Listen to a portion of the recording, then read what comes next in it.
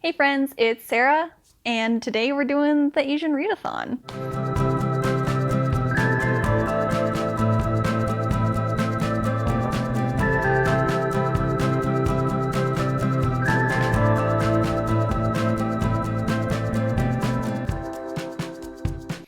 So Read with Cindy every May does an Asian Readathon because May in America is, I think, Asian American and Pacific Islander History Month. I think in Canada it's just Asian History Month. Don't quote me on that though.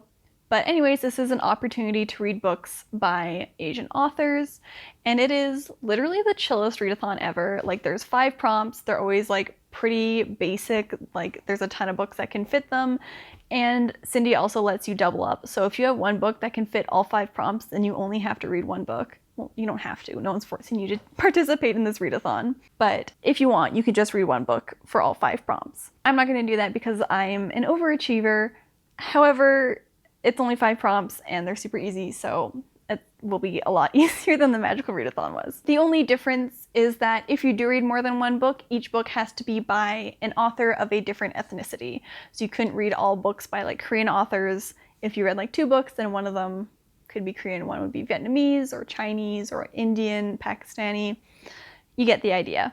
All of these prompts for this year are themed around the movie Everything Everywhere All at Once, which sounds like an amazing movie. It's got like multiple timeline things going on, and I have not seen it, but everyone who has seen it is my new favorite movie, so I gotta watch that at some point. But all of the prompts are like very loosely connected to that movie, so you can go watch Cindy's video and she talks about like the ways they're connected, but that's also like a sub-theme to this.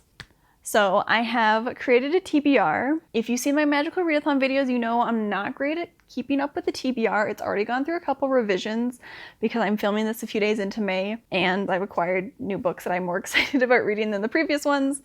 So there's been some mixing up. But currently the TBR is as follows. So the first prompt is just super basic. You just gotta read a book by an Asian author. For that one, I decided to go with Minor Feelings by Cathy Park Hong, and she is a Korean author. So this is a memoir / a collection of essays about being Asian in America and Cathy's experience growing up, and also her like artistic growth because she's a poet as well. So the second prompt is to read a book featuring an Asian character who is a woman and or older. So for that prompt, I have The Kiss Quotient by Helen Hoang, who is a Vietnamese author. This is an adult romance that features an autistic main character and was recommended to me by my friend Quinn for my 12 books / friends / months challenge that I'm doing this year. So the third prompt is to read a book by an Asian author that has a universe that you would want to experience, or a universe that is different from yours. And Cindy in her video talks about how this is like super loosey-goosey. You can kind of do whatever you want. It doesn't have to be like a sci-fi different universe. It could just be like, you know, I'm in Canada and it's like someone in Europe or something. But for that one, I decided to go sci-fi, and I picked The Atlas 6 by Olivie Blake. And Olivie Blake is half Filipino, but this is an adult fantasy novel that follows a kind of secret society, and it's got like dark academia stuff going on, and is all over TikTok. So I am slightly apprehensive, but looking forward to reading this one. Okay, prompt number 4 is to read a book by an Asian author that has a cover worthy of googly eyes, and for that I chose Portrait of a Thief by Grace D. Lee. Hold on. That's better. This is an adult contemporary novel that follows a group of Chinese American college students as they perform heists and steal a bunch of Chinese art that was seized during like colonization and conquerings and stuff, and has been put in museums around the world. I really love this cover. It's very beautiful. When there's not googly eyes on it, he's got like art gallery or like a museum reflected in his sunglasses, which is super fun. Very fun. And that's the best arts and craft I've ever done. The last prompt is to read a book by an Asian author that has a high rating or was highly recommended. And for that, I took one of Cindy's recommendations, which also happened to be a book that I already owned, and that was to read White Tears, Brown Scars by Ruby Hamad.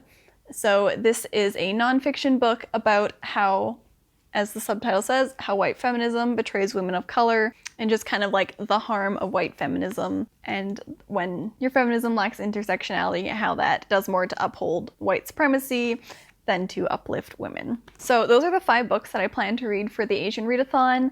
I have actually already finished one of them. I read Minor Feelings by Cathy Park Hong already, and I really enjoyed it. You can tell by all these tabs.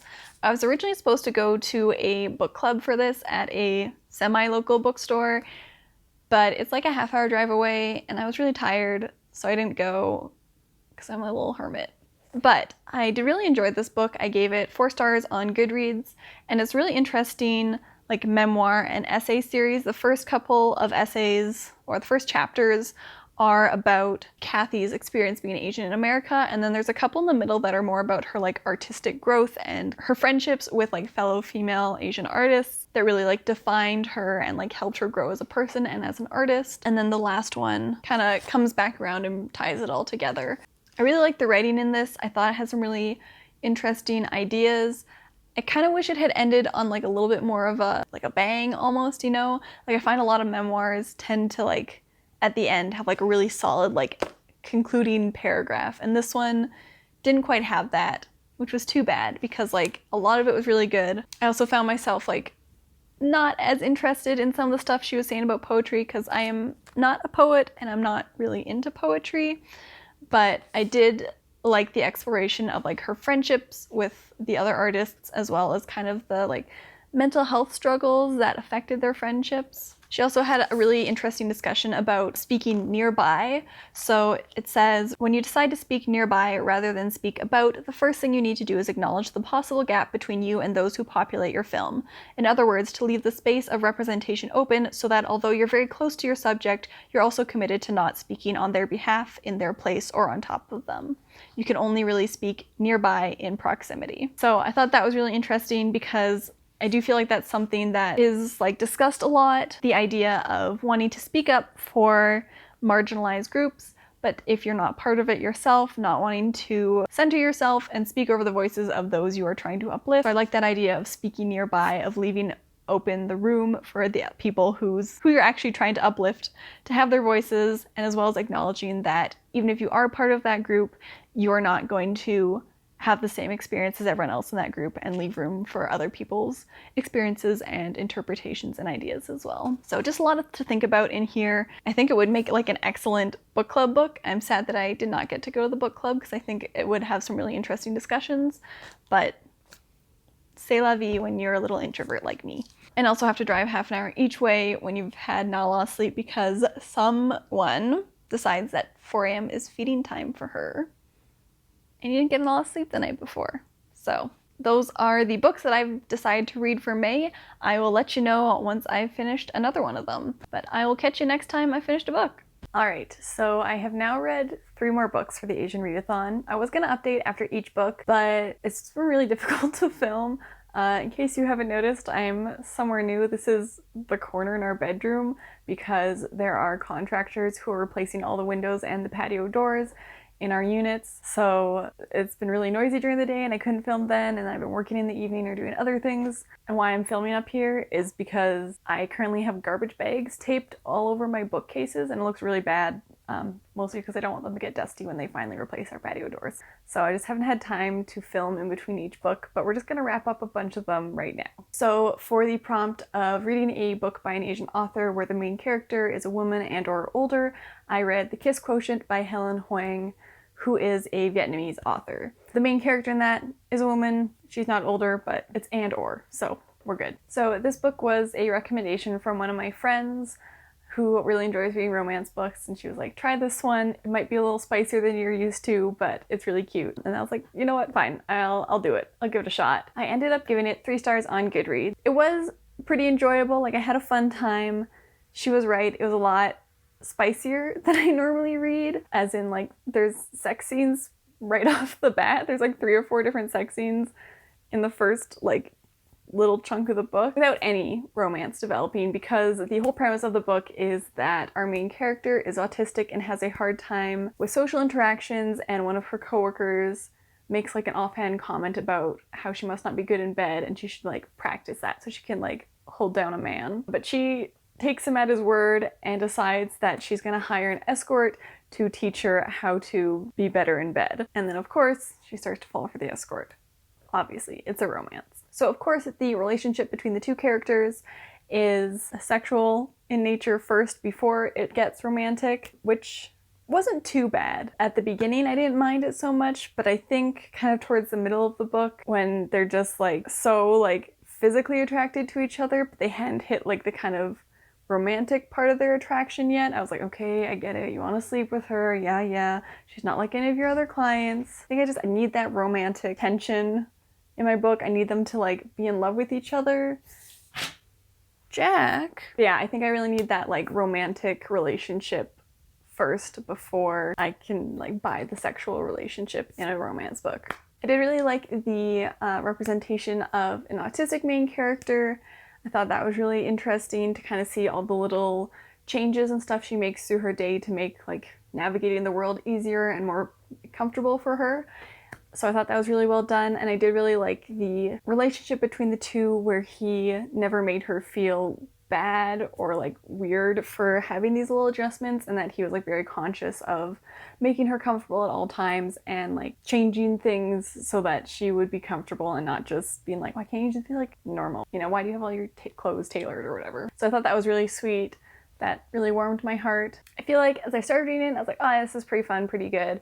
And then kind of like towards the end, I was like a little tired of it, if you will. It wasn't that it got bad or anything. I was just kind of like, yeah, I know, I get it. It was just a little repetitive almost. It also had the trope of like the guy being like so angry that someone has like hurt her or disrespected. He's like, I'm gonna go beat up this guy who like offended you. And I'm not a fan of that trope. I hate it in like straight romance books where it's like the girl's like, you know, this person hurt me, or like, you know, he tried to kiss me or whatever. And instead of like the male love interest going, oh my god, are you okay? How can I make you feel better? How can I help? Do you need me to go, you know, even offering like, do you need me to go beat up this guy or whatever? They just get like irrationally angry and they're like, I'm gonna go pound his face in, where does he live? And then it's up to the girl, who is the victim here, to like calm him down and be like, no, I'm okay, like, don't do that, I don't want you going to jail. And I'm like, what? Just like, you're just making it worse for her, because not only was she just attacked or assaulted or harassed or whatever she's come to you about, she now has to be worried about stopping you from committing a crime? That's not taking care of your partner. Anyways, that trope just really ticks me off. And it's in so many romance books and I hate it so much. I'm like, you're not helpful. Get out of here. Your stupid alpha male nonsense. Overall, it was like pretty good. I think if you do enjoy steamy books and you don't care as much about like the romance between the characters, you would probably like this a lot more than I did. I didn't really dislike it. It was just not quite my cup of tea for a romance novel. But it was still fun, and I would definitely consider picking up another one of Helen Hoang's books, because I feel like the other ones might start with like romance and then kind of go into like the steamy stuff, which I think I would enjoy a bit more. But overall, 3 stars. For the next prompt, which was to read a book written by an Asian author in a different universe than our own, or a universe that I want to visit, I read The Atlas 6 by Olivie Blake. So Olivie Blake is half Filipina, and this was a huge book on TikTok. It is a fantasy that follows this group of 6 magical individuals who are selected to kind of try out for one of the 5 spots to get into the super secret Alexandrian society where they can access the Library of Alexandria and all the knowledge within. So it follows these 6 characters, and I read somewhere that Olivie Blake said she wanted to create characters where you could believe in equal measure that they would either kill each other or like want to sleep together. And I feel like she did a great job in this. All these characters, you're never sure if they like love or hate each other. You don't know where the alliances are gonna end up. They're kind of constantly shifting. There's a few of them that are pretty solid, but the rest of them are kind of like always up in the air.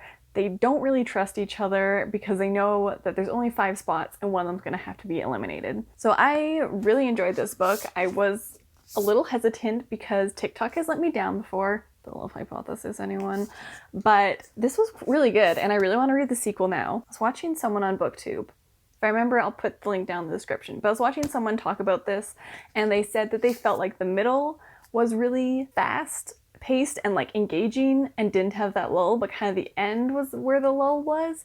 And I would agree with that. I think the ending there, it was kind of like, we've done a twist and it's not making sense quite, and I'm like, wait, what's happening? It does a time jump into the past to kind of explain things that have been happening that we weren't aware of before. And I think it's a little, I don't know, it's rushed or something. The rest of the book is fairly like evenly paced, but then the end is like kind of rushed and you're not quite sure what's happening.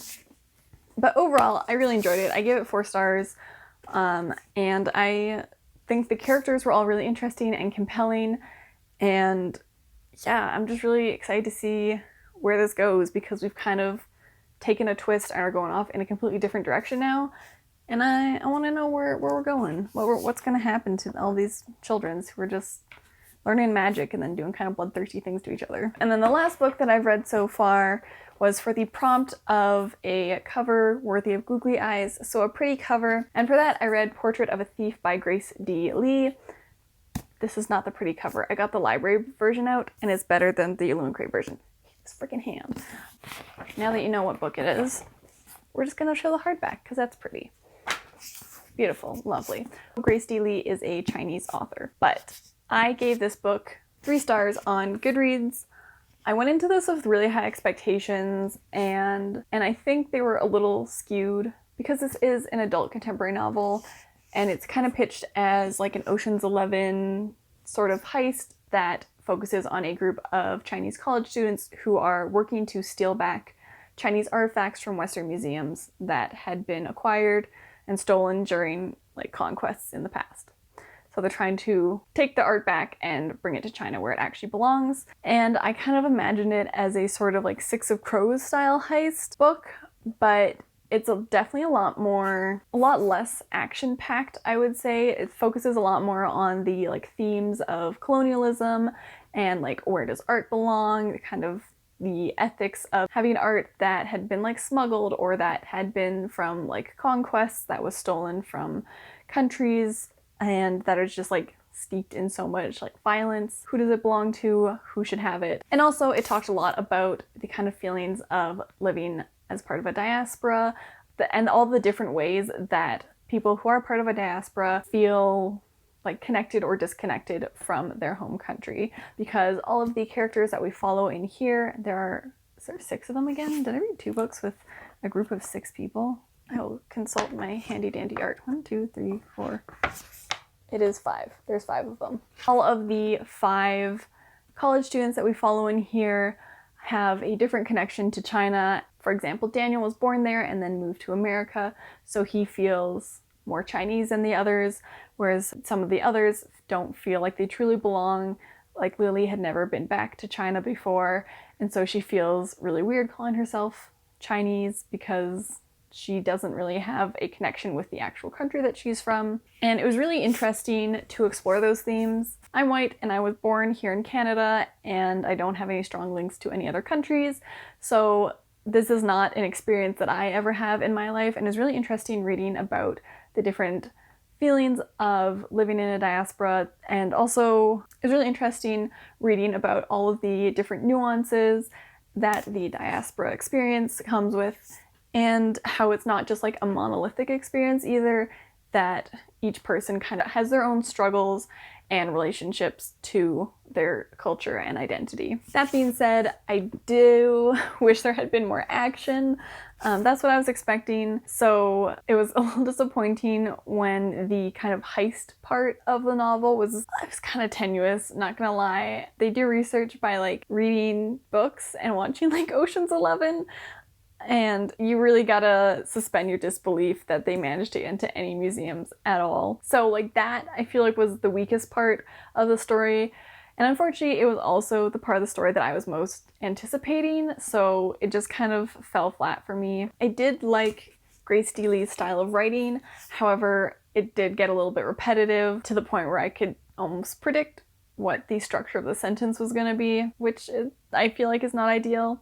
However, it is a debut novel, so I'm willing to kind of like look past that and hope that it just, with time and with more books, that the writing will get a bit better and that she'll kind of find her groove more as an author. Overall, a really interesting analysis of the themes that it discusses. Not as much action as I would have liked, and the characters felt a little surface level. It was a lot of other characters thinking about how another character would feel about something, and not so much like us experiencing a character's emotions or thoughts or feelings through their actual experiences, if that makes sense. Not bad, just not quite what I was expecting, hence the 3 stars. Those are the 3 other books I've read so far. I'm in the middle, I would say, or a third of the way through my next book, and I'll let you know what I think of it once I'm done it. Hello friends, and welcome to the final part of my Asian Readathon vlog. I'd like to apologize for the audio quality first of all. I'm not sure how it's going to turn out, but it's super windy outside, so you might hear a lot of like whooshy background noises. Also, it is the first day of the second round of the playoffs, so it's the Battle of Alberta tonight. I've got my Flames jersey on, and I'm super pumped, so we're gonna have to cut this video together super quickly so we can watch the Flames game at 7:30. So excited. Okay, anyways, back to the book stuff. The last prompt for the readathon is to read a book by an Asian author that is highly rated or recommended by someone else, and Cindy left a list of recommendations in her video description, and one of them was White Tears, Brown Scars by Ruby Hamad, which was a book that I had just purchased like a couple weeks before I watched the video. So that worked out super well. Ruby Hamad is a Lebanese author. I ended up giving this book 5 stars on Goodreads. As you can see, I tabbed the heck out of it.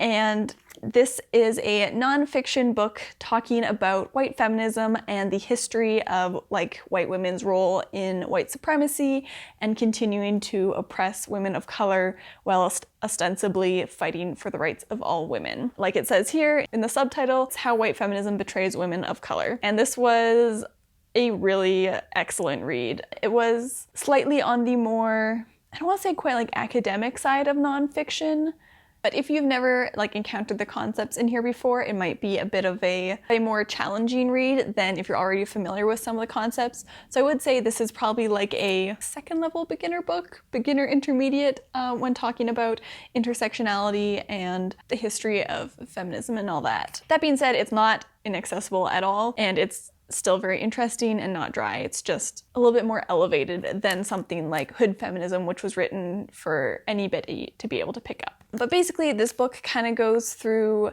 history as well as modern day aspects of life where white women have routinely and systematically thrown women of color under the bus for their own gain and in order to rise up to the status of white men.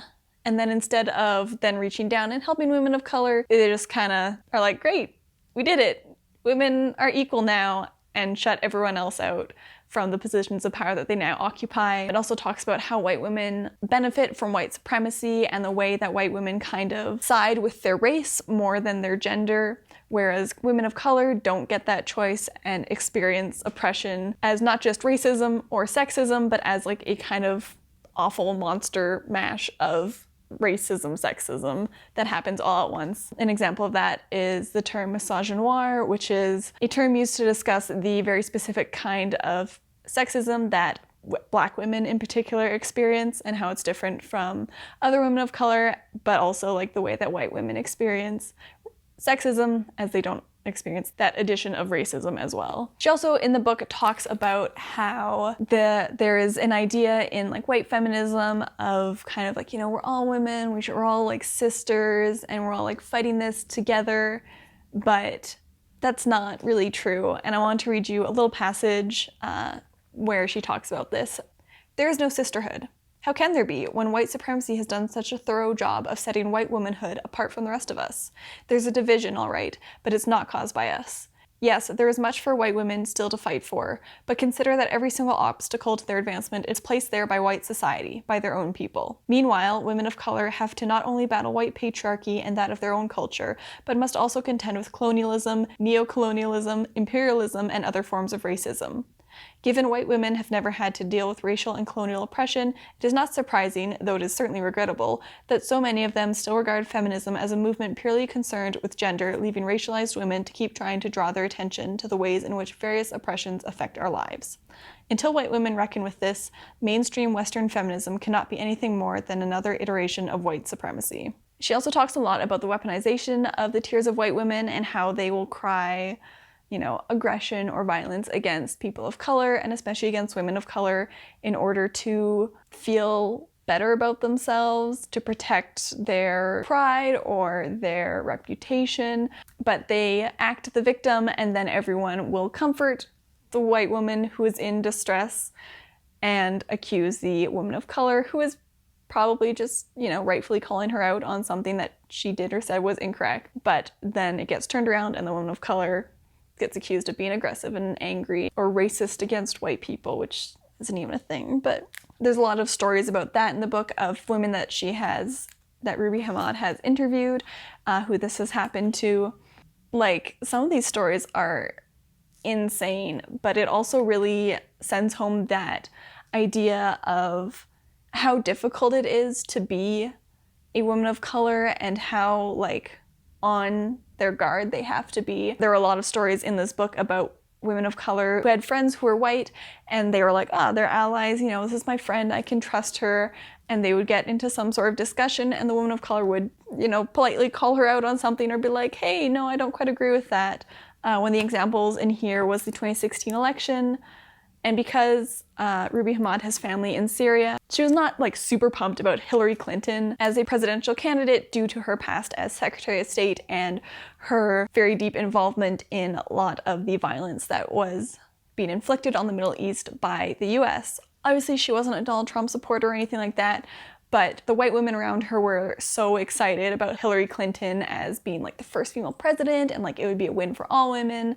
But meanwhile, Ruby Hamad was like, it's not really a win for me because she's literally attacking my family with bombs. So I would love a woman president, I would love one who's not, calling drone strikes on my family. And instead of, being like, oh, shoot, I hadn't thought about it that way, that's totally fair that you couldn't be, you wouldn't be excited about electing this person, her friends would get incredibly upset and be like, you have offended me, you have personally hurt me by not thinking Hillary Clinton is God's gift to earth. And she would lose friends over this because they were like, you're a bad feminist because you don't want her to be president, which is not at all what she had said, but she describes the feeling of being like, oh, it turns out I can't trust these white women, because I could say one fairly innocuous thing that seems pretty makes sense, not controversial, and they would just drop her over something like that. It really makes you think, and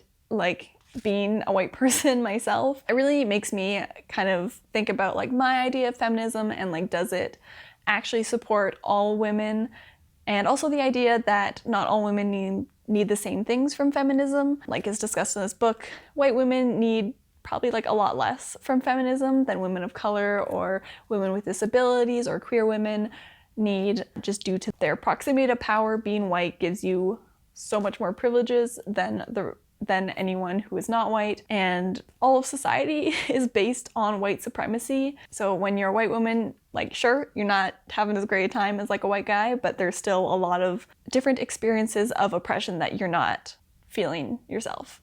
So I don't know, it just gave me a lot to think about. And there are some things in here, she talks about the history of slave owning and the ways that enslaved people would be passed to the plantation daughters, almost like a dowry kind of. Boys in the family would inherit the family land, but the girls tended to inherit the enslaved people who were on that plantation, and that they would sue their husbands if they felt like their husbands were trying to take their, the enslaved people that they quote unquote owned, which was just bonkers. I feel like that's something that's not really discussed. She even addresses it in the book that there's kind of this social mythology that white women were just in the home and kind of didn't know what was happening on the plantation and were sweet little innocent victims whose husbands were doing all of the horrific things to the people they had enslaved. And instead, no, well, the women were just as bad, sometimes worse.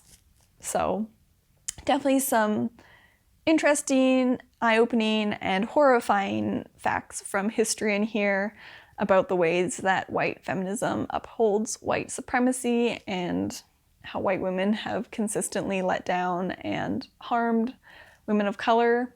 So I would highly recommend this book. I think it should be essential reading for everyone.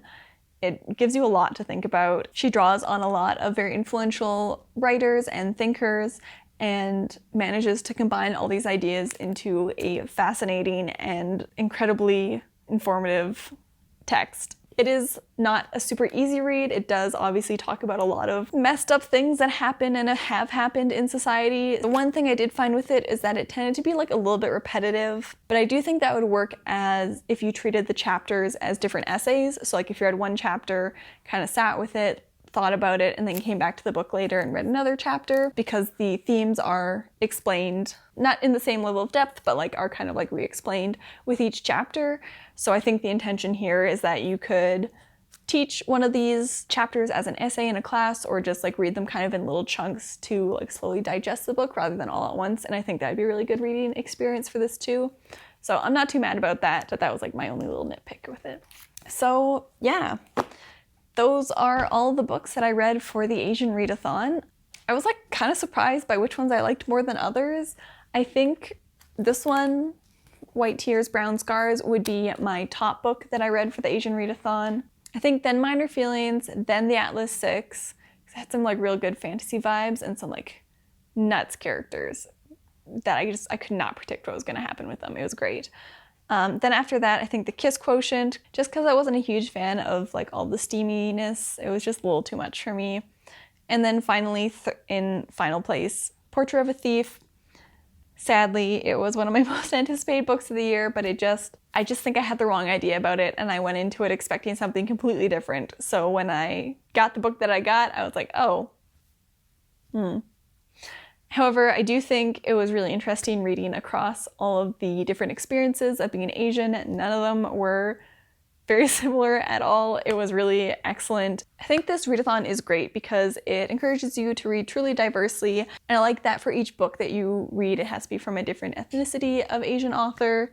And I also think it's like super easy and low-key and like no pressure because it's 5 books, and that's not too many. I think. I don't know, I read a lot of books, but 5 books is like a fairly doable amount, and you don't even have to read 5. You can do 1 if it fits all the prompts. So excellent readathon. I would highly recommend it. Thank you, Cindy, for coming up with this. It was so fun. Let me know if you've read any of these books and if you agree with me, or if you think I am just absolutely off my rocker. Maybe. Who knows? Also, let me know if you're watching the playoffs and who you're cheering for, because hockey's great. My love of hockey is one of the most Canadian things about me, I would say. But thank you so much for watching this video. Don't forget to like and subscribe if you're new here, and I will see you next time. He also looks like so shifty with the googly eyes.